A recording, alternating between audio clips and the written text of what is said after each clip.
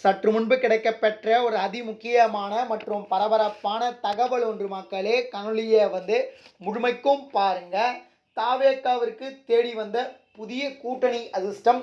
தாவேகாவுடன் முதல் கூட்டணியை அறிவித்த தாவேகா தலைவர் விஜய் அவர்கள் அரசியலில் பெரும் திருப்பம். தாவேகாவுடன் கூட்டணி இருக்கா இல்லையா அப்படின்றத பற்றி தான் இந்த காணொலியில் பார்க்க போகிறோம். காணொலிக்குள் போவதற்கு முன்பு இது போல அரசியல் சார்ந்த உண்மை நிலவரங்களை நீங்கள் உடனுக்குடனே தெரிஞ்சுக்கணும்னு நினச்சிங்கன்னா நம்முடைய சேனலை மறக்காமல் சப்ஸ்கிரைப் பண்ணிட்டு பக்கத்தில் இருக்கக்கூடிய பெல் பட்டனை ஆளில் செட் பண்ணி வச்சுக்கோங்க. அப்போ தான் நம்ம போடுற ஒவ்வொரு அப்டேட்ஸும் பார்த்தீங்கன்னா உங்களுக்கு நோட்டிஃபிகேஷனில் வரும்.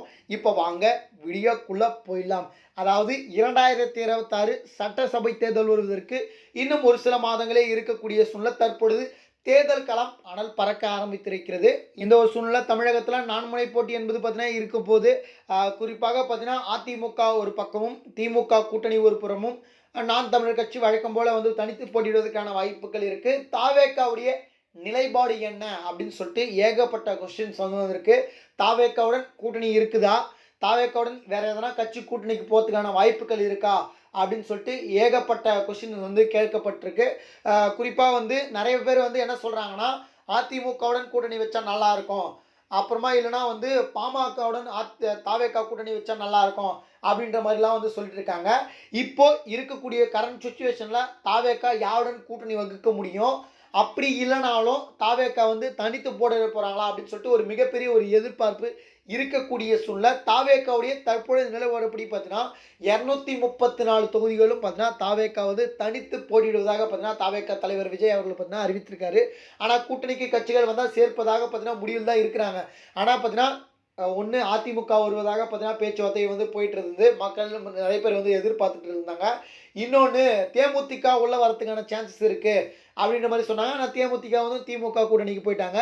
காங்கிரஸ் வரும் அப்படின்ற மாதிரி எதிர்பார்க்கப்பட்டது. ஆனால் பார்த்தீங்கன்னா காங்கிரஸும் பார்த்தீங்கன்னா வருவதற்கான வாய்ப்பு குறைவு அப்படின்ற மாதிரியான தகவல் வெளியாயிடுச்சு. அடுத்து லாஸ்ட்டாக பார்த்தீங்கன்னா ஒரே ஒரு ஆப்ஷன் இருக்குது. இப்போதைக்கு பாமக தாவேகா கூட்டணி இணைவதற்கான வாய்ப்பு இருக்குது. பாமக எப்படி இணையும், அதுதான் அதிமுகவுடைய கூட்டணியில் இருக்குது அப்படின்னு சொல்லிட்டீங்கன்னா பாமக இரண்டாக உடைஞ்சிருக்குல்ல. ஒன்று அன்புமணி, இன்னொன்று ராமதாஸ் ஐயாவுடைய அணிகளாக பார்த்தீங்கன்னா உடைஞ்சிருக்குல்ல. அதில் அன்புமணி ஏற்கனவே அதிமுகவுடன் கூட்டணி வச்சிருக்காரு. இப்போ பார்த்தீங்கன்னா ராமதாஸ் ஐயா அவர்கள் கூட்டணி தொடர்பான பேச்சுவார்த்தை திமுகவுடன் பேசி வருவதாகவும் இதுக்கு விடுதலை சிறுத்தை கட்சிகள் ஒத்துக்கலை, அதாவது திருமாவளவன் அவர்கள் பார்த்தீங்கன்னா ஒத்துக்கலை அப்படின்ற மாதிரி சொல்கிறாங்க.